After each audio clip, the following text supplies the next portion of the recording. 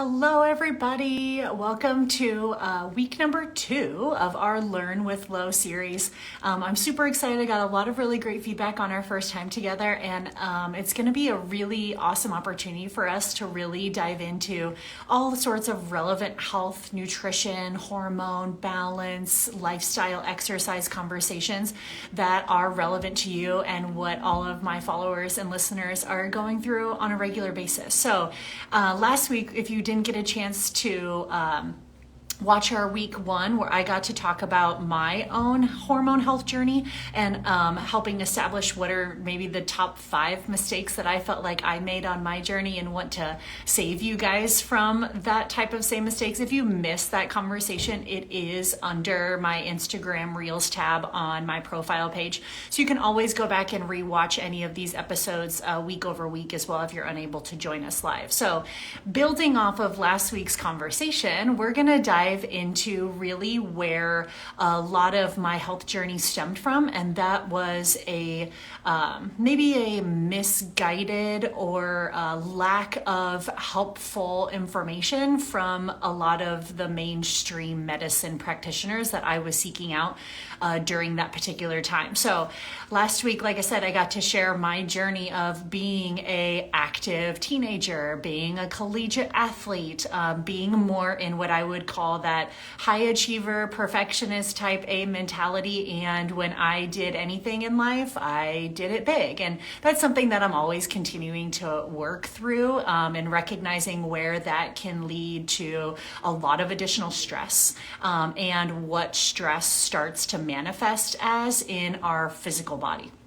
and how our hormones really have to compensate for that on a regular basis. So because of that, I was really left on a journey of kind of figuring and floundering a lot of that information on my own. It wasn't something that a lot of people really were able to identify or help me navigate, right? I was supposed to be at this time at the peak of my health. I was working out consistently. I'm a collegiate athlete. I'm eating healthy, but on the inside, I was anything but healthy. I was losing my menstrual cycle. I was dealing with chronic constipation. I was always cold. I was losing weight. I was losing my hair. And it was just me jumping from doctor to doctor, endocrinologist, gastroenterologist, other dietitians, being poked, prodded, and tested for anything under the sun, but none of them really asking about me. Right? Getting to know me or getting to know my particular life and really kind of putting together more of a root cause approach. So that's what we're going to talk about today. I titled today's topic, Fact versus Fraud, Why Our Healthcare Options Are Really Failing Us Nutritionally. And not only is this inspired by my own journey, it's also inspired by a lot of conversations that I have with potential and current clients as well. So yesterday, if you saw my Instagram stories, I asked you guys for open-ended, what have been your positive or negative experiences navigating nutrition-based recommendations, or even just getting any sort of proactive resources from different practitioners that you've crossed paths with in the past. So I had a great open network of people that were willing to share their quick little one-liners of positive or negative experiences with different avenues of healthcare that they've sought. So we're going to really be able to kind of piece apart where some of those fit in and talk through some of those today together. But I really wanted to give you guys big picture approach to this overall concept of why nutrition isn't really something that is positively most of the time navigated within our healthcare model. Why is that? Where did we get ourselves into this position? And then being able to provide you guys with a better bead on where do I look? If I'm someone that is more proactive, health-minded, how do I stay out of this more reactive sick care model? So as kind of a big picture, and like I said, this is not in any means quite this simple, but if I had to kind of simplify different healthcare options that a lot of people seek out today, we have really 2 schools of thought. We have more of the Western medicine, call it the allopathic approach, right? In this model, pros and cons, right? These types of doctors, your practitioners, are individuals that usually start in med school, go on to med school to do additional fellowships and specialties. Like, these guys are the creme de la creme of their specialty. Now, the hard part is we are training in a medical school model. We're training individuals to be able to rule out the big stuff, right? They're coming in with their area of expertise and they're looking for major, like I said, acute traumas. Their job is to really be able to help us with infections, accidents, life-threatening events, right? Such as like cancer diagnoses and things like that. So that allopathic or Western medicine model is absolutely essential in that. And most doctors, like I said, are trained to really identify clusters of different symptoms. They're able to make a diagnosis, and then their training is to be able to then identify what pharmaceutical intervention is going to align with that particular set of symptoms, right? Or that particular diagnosis. So positive or negative, it's kind of gotten this connotation of a pill for every ill, right? So we kind of have to look at, okay, why is that model the way that it is? What are the pros of that model for more of our acute care, life-threatening situation? If my arm is falling off, I'm absolutely going to the emergency room and looking for the top orthopedic surgeon, right? It's like we need those types of specialties desperately in our system, but the hard part is we have a lot of individuals who are trying to use that allopathic model for more preventative care. And that's just not the way our insurance models are set up anymore. So within those traditional MDs, they are really owned and controlled by the insurance company. They have a partnership with the insurance company. They're paid from insurance companies. So a lot of times those insurance companies really get to dictate how they practice, right? They will or will not cover certain proactive or preventative tests. I know I've heard that a lot from different people that I can't tell you how many times I get reached out to, and they're like, I have a appointment with my primary care physician. What labs should I ask for? I'm like, oh my gosh, like that should be something that we need to have a much better beat on. If we are someone that's more proactive minded, we're probably not going to get these more preventative health markers drawn in a traditional insurance model. It's just not going to happen, right? They're going to upcharge greatly for those because it's, like I said, they're not going to cover it. And so that then is passed on to you as the consumer out of pocket. And in my personal experience, those labs are way inflated for a profit. They should not be that much to draw a basic preventative lab panel.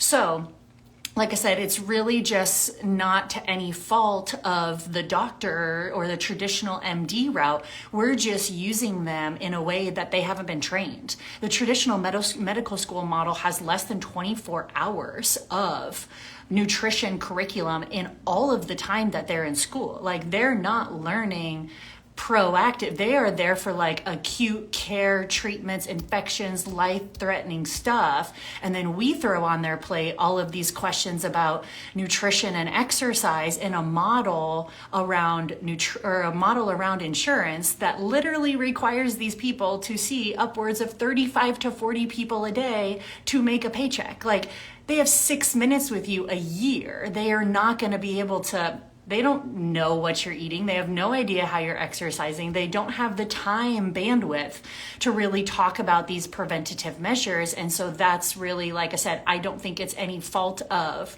the medical model. I think it's how we're using it, right? We're trying to put pressures on these individuals that they're not trained to do, right? And so then it puts them into a corner. They end up backpedaling, and then all of a sudden they're just spewing out really quick and easy nutrition jargon like eat less, move more. And then it's like out the door. See you again next year. Or, oh, cut carbs and do cardio. Or, oh, maybe they regurgitate something that they've had success with. They're like, oh, maybe try keto, right? So like I said, it's not their fault. There's just not enough time in that model to really talk about behavior change. There's not enough model to get to know you as a person. There's no root cause scenario. It's really just like, are you dealing with anything life-threatening? No. If not, cool. Like, see you again next year. Keep doing what you're doing. Meanwhile, you might not be feeling your best on a regular basis. So that's kind of, like I said, more of the pros and the cons of the allopathic model. Absolutely need these individuals for more acute treatment, infections, life-threatening situations. We need these types of individuals, but in my mind, the best doctors are using that as a referral system to refer out to nutritionists who have the time and have the expertise to really tackle more in the proactive health management. They are just more in that reactive sick care model that's based around the insurance companies, right? So just know, what am I using my MD for and what am I not using my MD for, right? Then we kind of have those individuals that, like I said, have maybe felt burned or disappointed by their MD experience, whether it's their primary care provider or like an OBGYN for most women who kind of use them also as a primary care provider up into a certain point. And if, like I said, time and time again, I can't tell you how many people have come to me and said, Lauryn, I've been to my primary care, I've been to my doctor or my OB who referred me to an endocrinologist, and like all of them said my labs look normal. Meanwhile, like I'm fatigued, I have bloating, constipation, my menstrual cycles are crazy, I have cravings, I'm gaining weight, I'm trying keto, I've tried everything, and like I just can't seem to feel better. So those individuals feeling kind of burned by more of the allopathic model are opening their minds to more of what we call like a functional minded approach. So we kind of have the allopathic model over here, more reactive sick care, and then we have more of the functional medicine model on the other side. Now, in order to really shine in that functional medical model, we are looking for more of a holistic picture. We want to get to know that person. We want to really be able to trace symptoms back to an overall root cause. The functional medical model isn't necessarily operating under those acute infections, treatments, life-saving situations. They're under the umbrella of like, you don't look the way you want to look, you don't feel the way you want to feel, you're not diagnosably sick, but your metabolic health is trending in that direction, not to mention your overall quality of life is also suffering, and you're not getting the direction that you want or the answers that you want from a traditional insurance-based model. It's outside of their scope. So the pros of more of that functional mindset is it kind of goes back to more of the old school medicine, where they're looking at that whole person. We want to understand how are these symptoms, ailments really relating back to a root cause scenario. So a lot of these practitioners, you won't find them inside of an insurance-based model. It just doesn't allow for that. So you'll find most of these are more like cash-based services, and it frees them up a lot to spend more time with each patient and be able to talk more of the proactive healthcare model and not just the 6-minute consultation of checking off the major life-threatening situations in 6 minutes together, right? So like I said, that functional practitioners might sound kind of all sunshine and flowers, but there can be pros and cons over there as well. So we're tracing back, looking for root cause signs and symptoms, but I won't say that there's not practitioners in that functional space that also greatly take advantage of that situation. So I have seen a lot of functional practitioners out there that are recommending thousands upon thousands of dollars of what I consider like unnecessary testing without even addressing the foundational health components with that person first. So some examples might be individuals that have come to me that have worked with functional practitioners in the past, and they're like, I can't tell you how much I've shelled out for food sensitivity testing and GI map testing, Dutch testing, and I did this micronutrient mineral imbalances testing, like all of these big things. And I'm like, have we even like addressed blood sugar balance first? Like, are you taking a poop every day yet? Like, are we eating enough for our energy needs? Do you have enough protein and fiber diversity in your diet? Like, checking off some of these big major rocks first that we know are the foundational steps to overall health before we just dive in and order thousands and thousands and thousands of dollars of tests, not to mention a lot of these functional practitioners upcharging like 50 to 100% margins for some of these testings, which is a lot. And then they come back with the test, and some individuals, their best interpretation of the test is then upselling you supplements. So to me, you kind of have two schools of thought. You have that allopathic model, that pill for every ill, who's kind of spot treating or symptom suppression with pharmaceuticals. But then let's be real, the functional model isn't any better. If we're just going to recommend an herbal supplement, it's still a pill for every ill.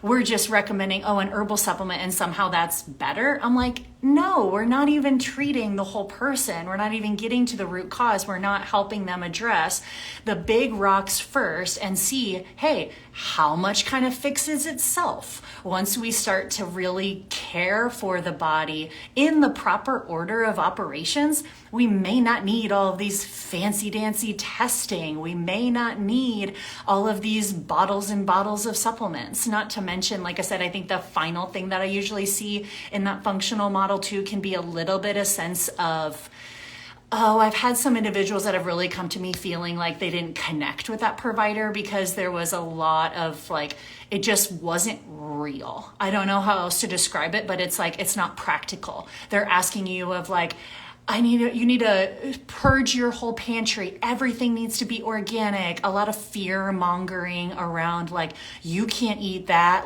That's poison, or you need to watch for this or watch for that. And kind of really coming from a place of privilege that a lot of people, it's dude, I'm a working mom of 3 kids.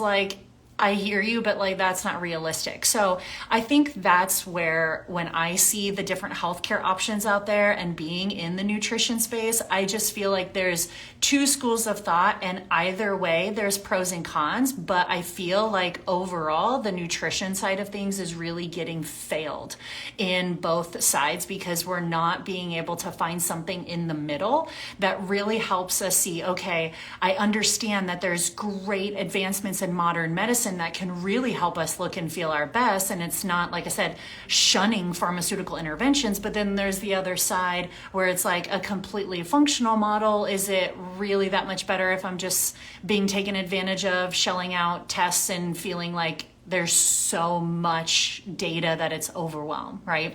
So this is literally why I created the Lowdown on Fitness. This is why I joined Renew Institute, because we have a bigger idea of how healthcare should be. We want to take the time to listen to you. We want to take the time to learn about you. What do you do for a living? What's your family structure? What are your stressors, controllable, uncontrollable stressors? How is all of that playing into your overall metabolic health on a regular basis? What have you tried in the past? What's really worked for you?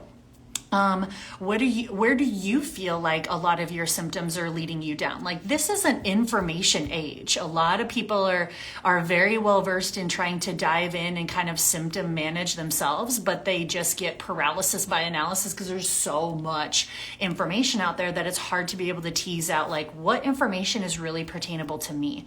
So like I said, with my Lowdown coaching methods and being at Renew, we want to really meet you where you're at and say, hey, we hear you. I totally empathize with the fact that your symptoms and your lived experience, that's real. And we want to help you get to the bottom of it, not just symptom suppression, not just putting Band-Aids on it, not just kicking the can down the road, even if you're progressing to type 2 diabetes. No, let's do something about this now and learn how to really proactively manage your health, but still keep it simple, still keep it practical, still keep it sustainable, and really help, like I said, validate your symptoms with customized labs and take the opportunity to educate you on how your body works. I think that is huge because there's so much power in knowing how does my body work? And when we understand that, it doesn't become a mystery anymore. And it's oh, so that's why I was feeling this way. It's yes, I could totally see that's why you were feeling this way, because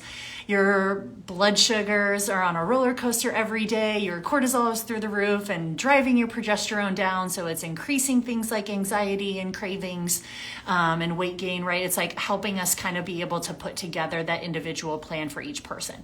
May that that include some pharmaceutical interventions? Heck yes, like modern medicine is fantastic. It's like we can use things like hormone replacement therapy, we can use things like peptide therapy and really be able to amplify your success on a case-by-case basis. But also making sure that before we dive into that, it's like, do we have the foundations managed first? Like, how is your nutrition? How is your gut health? How are we supporting things like blood sugar balance, digestion, detoxification through a food first and lifestyle management before we, like I said, dive into thinking big things, right? So that's where I think the whole, like I said, medical model really has a lot of work to do to be able to get back to those grassroots of once knowing our patients and knowing their family, taking the time to listen to them, validate their symptoms, help them trace their symptoms back to a root cause approach,